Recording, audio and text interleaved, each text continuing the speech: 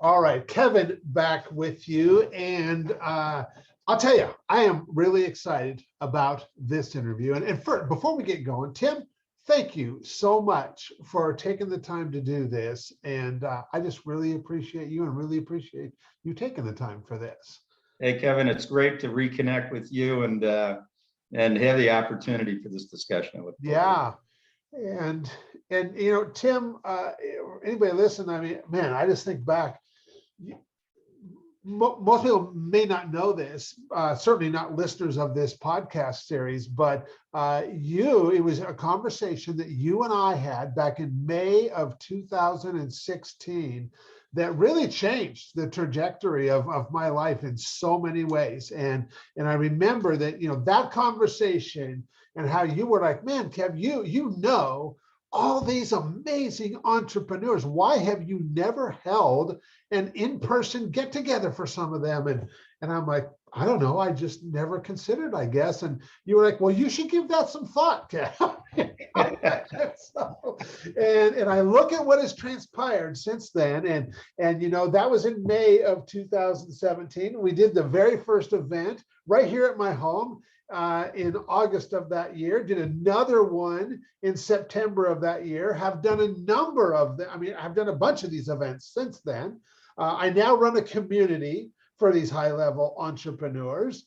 And all of that stemmed from that one conversation that you and I had and that one comment that you made. So yeah, thank you for that as well, because you really, and even that next morning when I started looking like, well, if you did something like that, who would you want to invite? And I was really thinking about it all evening that night. And I had a challenge sleeping because I was getting fired up when I started thinking like, who do you want to invite, And it's really, that conversation really set me off on kind of a discovery process that is still going on to this day, of discovering who I really am, who, the real value that I have to offer people, and who those people are, and just continuing to discover that all these years later. And it's been an amazing ride. It's been an amazing ride and just a wonderful journey. And so I wanted to kind of share that as well, because that's pretty unique. I don't get to, I don't have that kind of experience with everybody that I've interviewed for this, Tim. But with that, what I'd like to do is just kind of turn over to you, and because, man, there's been a lot of water under the bridge for you since we had that conversation in 2017 as well. And I'd like to, start by just letting you share a little bit about, who you are, who you serve, what motivates you to do what you do, that kind of stuff, and just give everybody kind of an idea of who Tim Templeton is. Well, I appreciate it. Well, one of the things, the white hair tells you that I've got a few years on me. And when I started out, Kevin, certainly as a younger man, I've been an entrepreneur my entire career. And, happenstance, they say iceberg to iceberg, right? I mean, I started out, quit college back in the day, probably couldn't get hired anywhere, but I always had this, I call it the illness. I've got this thing about me that I can do that. I always had the attitude when I see a business model, when I see an opportunity, I always live in the future. I've always had this gift where I see things completed. I see it, richly done in rich detail. I mean, that's my personality profile. So much so, it's important for me to regularly take the mornings and meditate, to get quiet, to appreciate today, to learn to live in today, right? But with this, I called it the affliction. I've seen so many things with my eyes that are completed, whether it's a real estate project, a development, a business, an opportunity. And when I work with people that are close, the people that they don't see long-term, they're very good at what they do because they can put the blocks together right in front. I drive them crazy because when I talk about these projects, I'm talking like they're finished, right? Yeah. And they're like, wait a second, that's not finished. You have to do this and that and so on and so forth. So you know what I'm talking about. So what's happened over the last, oh my gosh, since the 80s, when I started my very first business, my father gave me his last $3,000 to start a business in 1979. And I started one. It was very successful. The home improvement business that I sold solar products. It was solar screens and insulation back in the day. I built that up into a successful business, sold it to my father when he retired, and my brother-in-law bought a factory. And I went out and raised money for the very first time, built a business plan, learned how to write a business plan by buying a book at Barnes and Noble. And I went and I raised money for the very first time. And so ever since that point, the deals kept getting larger and bigger and varied. And so I have an eclectic background of successes. I clean up very, very well. You know, over the years, if you were to introduce me, I would sound great. Like I really have it all together, right? I'm a best-selling author. I had an opportunity to write a book on a coaching business that I started. And that business is still running today. Back in the 90s, it was called Providence Seminars at the time. And I partnered with a fellow by the name of Brian Buffini, who was a real estate coach. And Buffini's a real estate coach to this day. He bought my interest out in the late 90s, but I kept all the intellectual property rights to that relationship per our agreement. And I wrote the first version of the Referral of a Lifetime. And that, Kevin, that book is all about relationships. How do you put the relationship first in everything you do? So I've written a number of versions of that book. Ken Blanchard picked it up. As a matter of fact, he was really excited when he first read the first version of the book. It was a self-published version. And I had sold about 75,000 copies. I did a lot of speaking around the country, traveled to South Africa, some other countries, and spoke extensively to businesses, companies like Ameriprise and others in the financial industries.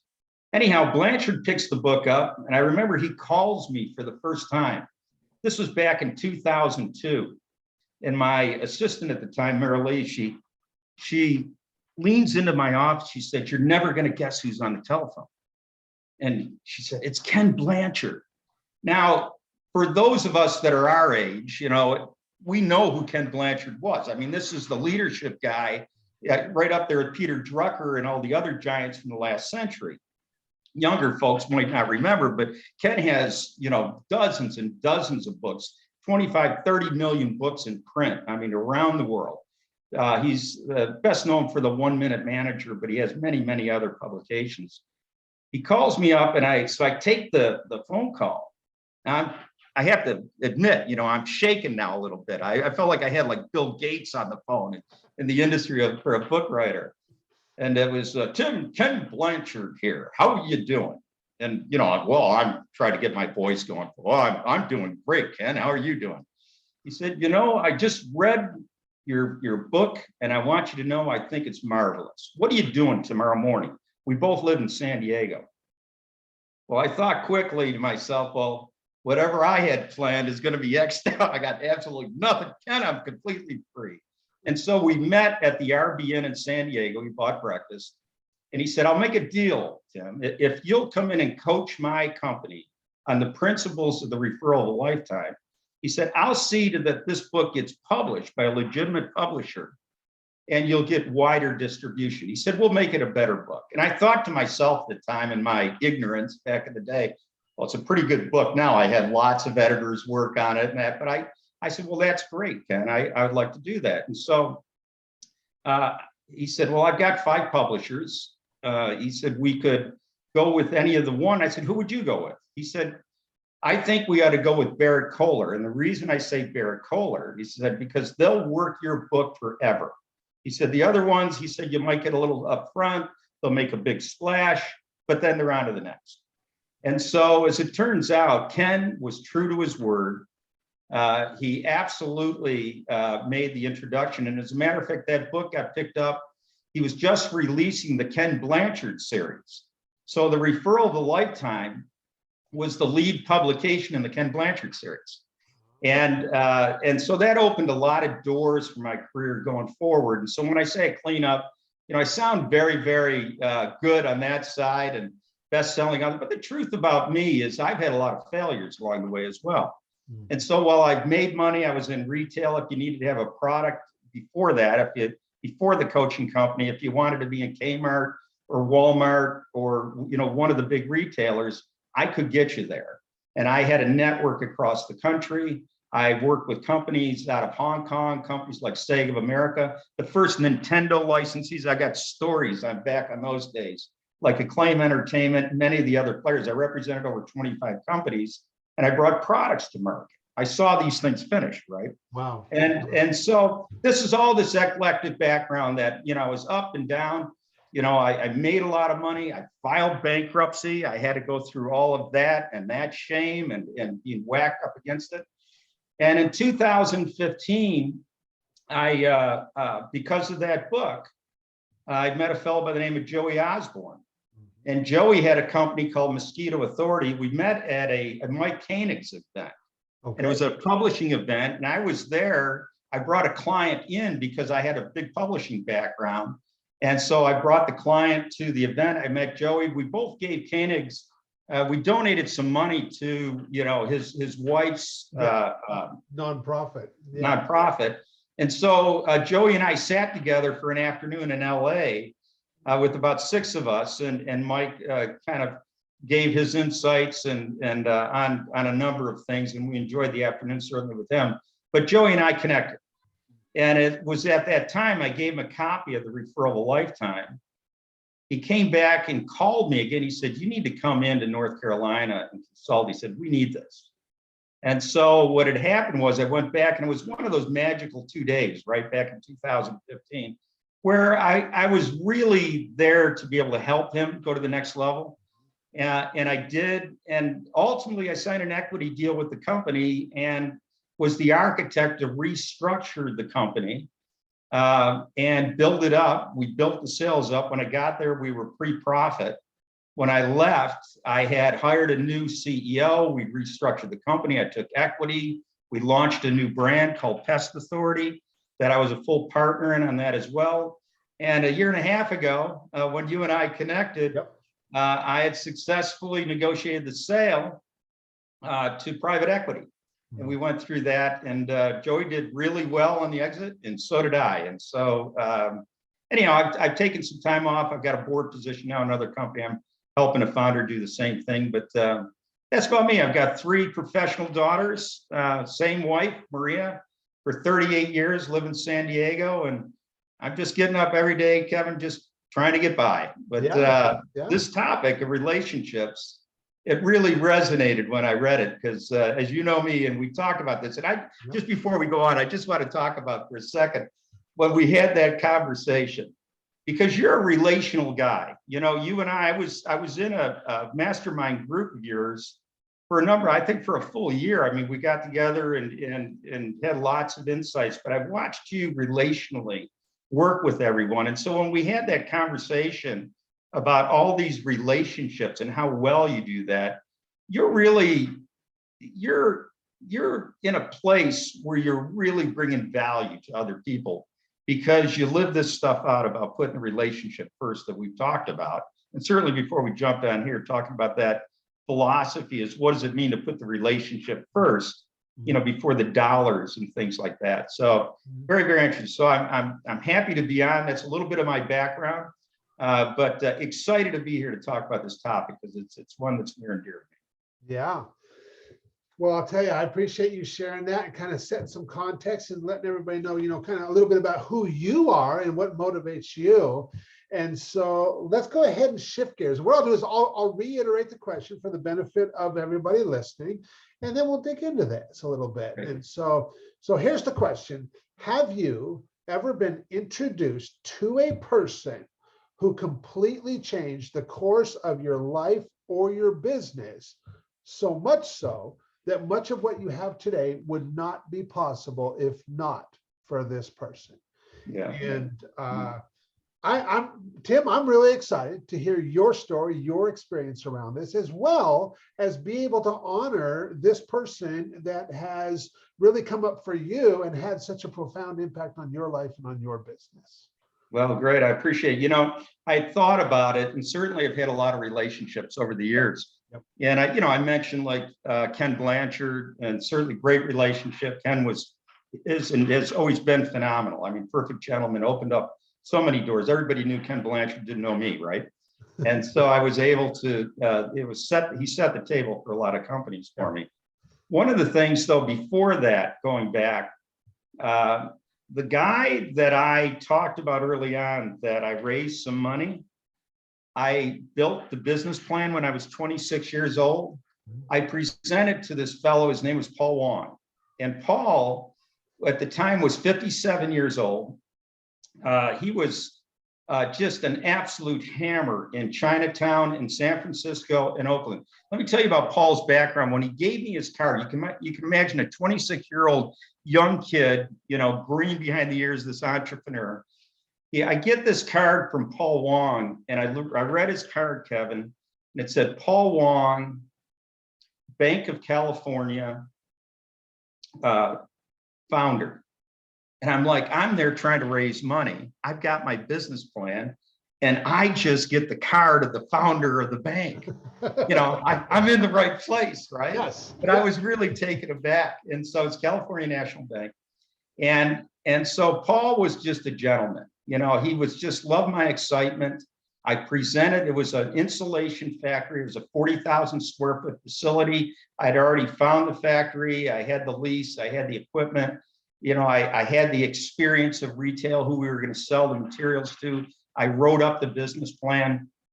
And lo and behold, 2 days later, Paul says, yes, I'll do the deal. And 4 days later, he brings me to California National Bank at 601 Montgomery Street, across from the Pyramid Building in San Francisco. And we sit down with Mr. Ma, M.A., another Chinese gentleman. And it's right on the edge of Chinatown in San Francisco. And he said, Mr. Ma, he said, I want to introduce my new partner, Tim Templeton. He said, we're going into business together, and I want to set some financing. And it was interesting, Kevin. Paul Wong at that time, Mr. Ma looked at me and he said, I do what Paul Wong tells me to do. And I have to confess, at the time I thought of that, Kevin. I thought, well, that doesn't sound like, I wasn't that impressed with that. Why would another man say that about another man? I mean, I didn't quite get it. But what I found was Paul had so much power and so many investments, but he had such a heart, and he helped so many people in what he did inside of his work, that I found I was partners 13 years later with him. And through that time in Oakland, I would sit at lunch, and I remember 5 years later, someone saying, oh, you're partners with Paul Wong.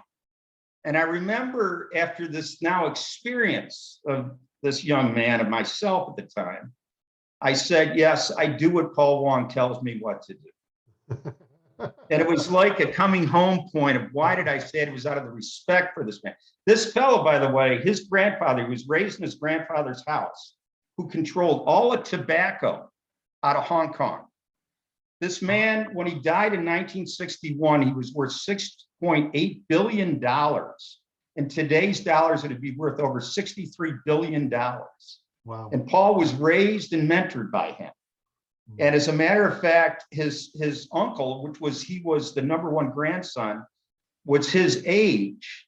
His uncle went on that I had the opportunity to meet him and go to Hong Kong and see. They owned 50 high rises, Kevin, in downtown Hong Kong. They had a safe stuffed with cash. I mean, this guy had properties all over the world, but Wow. that's where Paul came from. He didn't take any of the inheritance. He came to the US, made his money on his own.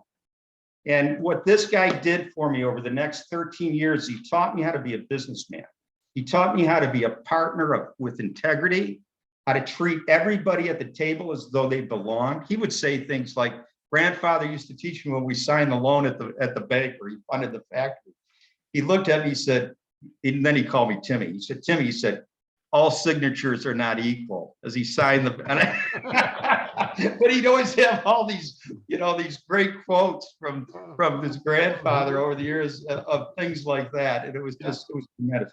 But Paul, as it turned out, after 13 years, not only taught me how to be a businessman, but when I wrote this book, and it was the second book, I had written another book in the 90s with a fellow by the name of James Ray, and it was called The Entrepreneur's Handbook, and we had it published by Irwin Professional Publishing at the time.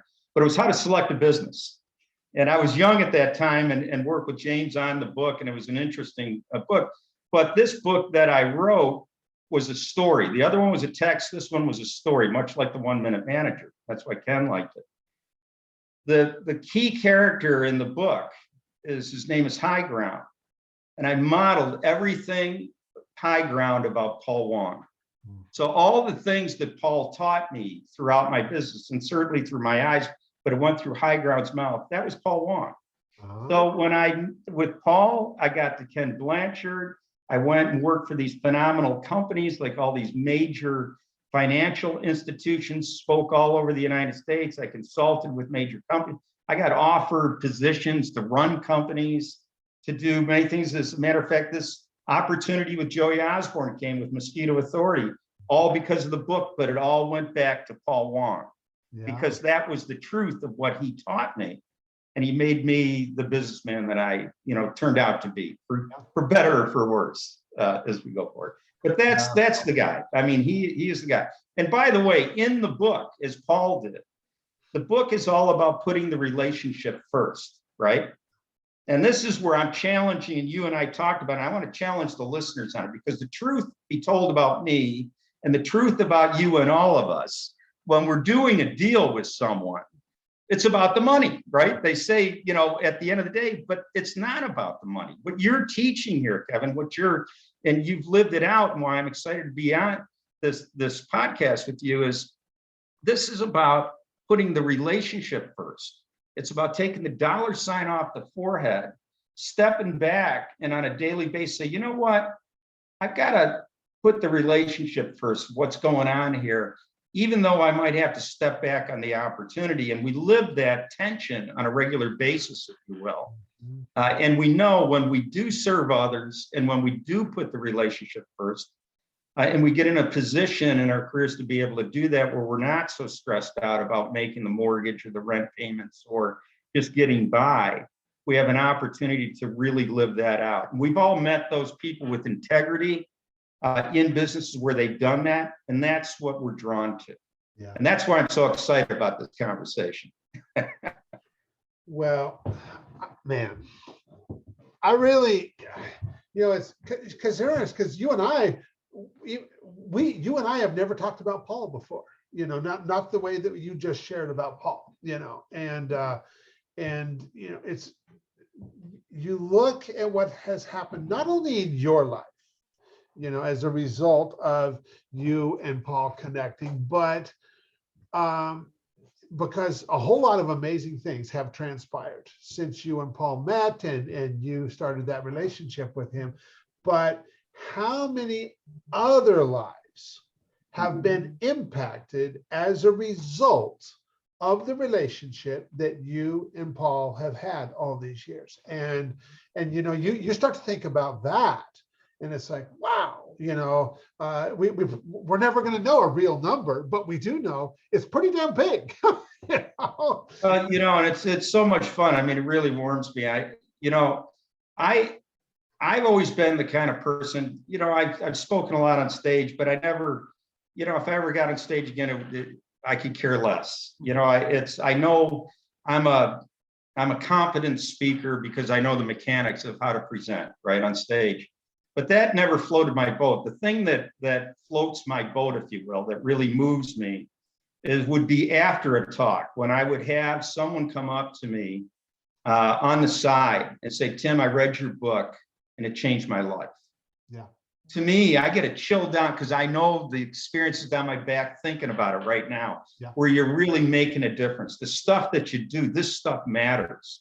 Yeah. And when you have a chance to impact like a young person, someone new in business, in a contract where you can be the needle mover in a company, where you can come inside your organization and make a change, who you're consulting with.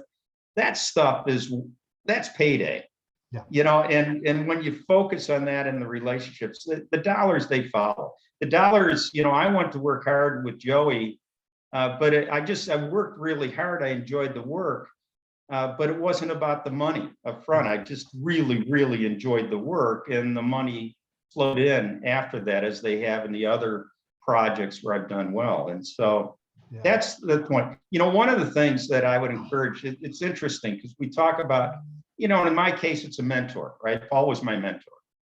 But one of the things I brought up to you is a lot of people look for mentors, and they'll call people up and say, well, I want to pick your brains, or that's one of the statements I really dislike, you know, because it doesn't sound good to begin with. But when you call someone for advice, or when you're looking for a mentor, I always looked at it, what does it mean to be a good protege? Because I was Paul's protege. And when you start thinking about how can I be a good protege, I listened to Paul. I learned, I mean, I was a brash young kid. Years later, I remember he died of cancer. And before he died, I had the Ken Blanchard second edition was finally published. I flew back up to Oakland, and Paul was 30 days away from the day he died. And I presented him with the book. And I was so pleased because if you read in the book, it's dedicated to Paul Wong. And I presented the book to him. And I said, Paul, my friend, this is for you. And this is for all you've done for me. And well, choked up thinking about it. But anyhow, in that picture, Paul, he looked back at me, he had that big smile on his face. He said, oh, Tim, he said, you were always such a good moneymaker. I can't wait to bring this and show my friends this book. But I mean, at the end of the day, you know, when you get a chance to be a protege, where you really, you know, you listen, you put your head down. If someone, you know, they're a bit harsh with you, they're doing it because you deserve it. You know, it's like a kid. You speak harshly because you want them to do a better job and that you love them and want them to go in the right direction. I would encourage others that are looking for a mentor, think about what it means to be a good protege. You know, and all we want when we're mentoring someone is someone that's coachable and someone that's excited about learning going forward. We all want to be continual learners. I mean, even at 67, I've got 4 books on my desk. I still have plenty to learn going forward. Yeah. But that as a protege, that's what I would challenge listeners to think in terms of that, to be a good protege. Fantastic. Well, Tim, for anybody listening to this, and you know, and I want to reiterate too that, you know, because the goal for this podcast, you know, is a couple fold. You know, for the people like you who I get, you know, that you get the opportunity to share your story and your experience around this, and honor an individual that has had such a profound impact on not just your life, but as a result of that, so many other lives. And for the listeners, you know, my goal for the listeners is that hearing these stories and these experiences just inspires and motivates you to place a more intentional focus on creating more real, meaningful, rewarding, and profitable relationships in your life. And because Tim, all that you shared, I'll remind everybody, this was one relationship. One relationship, and look at all that came here from that. And it's mind-boggling to think about. And so I want to really, you know, honor you for taking the time to share this and share your story and your experience around this, and to be able to honor Paul. And now for anybody listening who's just like, man, Kev, I really like Tim. I love the way he shows up. And now anybody who's not sitting here going, I need to get Tim's book. They should be by this point. And, you know, I read it. I can't remember when you shared it with me, but it was back around that 2015, 2016 timeframe and stuff. And it was really powerful for me. And so for anybody, you know, that would like to get more info on you, your book, how can they do that, Tim? Well, number one, you know, certainly not here selling books, but you can pick the book up at Amazon for sure. And you got to like to listen to a story. I mean, it's got great reviews, but you know, if you read into the reviews, someone say, well, the book's a little cheesy, but the processes are great, you know, going in. But if you're up for that, that's great. But you'll find there are some tremendous processes in how to run a referral-based business, putting the relationship first. But in that, certainly you can get a hold of me through LinkedIn, search my name out on Tim Templeton, or email at timt789 @gmail. And shoot me a line, drop me a line, and I'd be happy to respond. And one thing I will do for your listeners, if anybody has bought the book or decides to buy the book, I actually have about a 20 or 30-page workbook that I developed that goes along with it, that my publisher gave me rights to do. And I'd be happy to give that out to any listener that buys the book or has bought the book. Just shoot me an email and I'll send you a PDF copy of it at timt789 @gmail. And happy to do that, Kevin. Awesome. This is important stuff. Yeah. Thanks much. I really appreciate that. Well, Tim, any last words before we call it a wrap? Well, I just say, listen, my friend, you keep up the good work. And that's an encouragement for you. You're in a sweet spot where you're at. You're on to something here. Obviously, I got excited. I got a chill running down my back, actually thinking through all those things that I've written on and spoke on this point of putting relationships first and what it's mean. It's all about the golden rule, my friend. And you live it out. And I want to encourage you to continue the good work, and let's you and I stay in a little closer touch going forward. Let's Absolutely. as we go forward. But and just encourage all the listeners is, if you hear this, if this message resonates, you got ears to hear and eyes to see this, grab onto it and think through who you can invest in terms of relationships and pay them honor as you go forward. Absolutely. Well, Tim, thanks again. Really appreciate it. Good stuff, Kevin.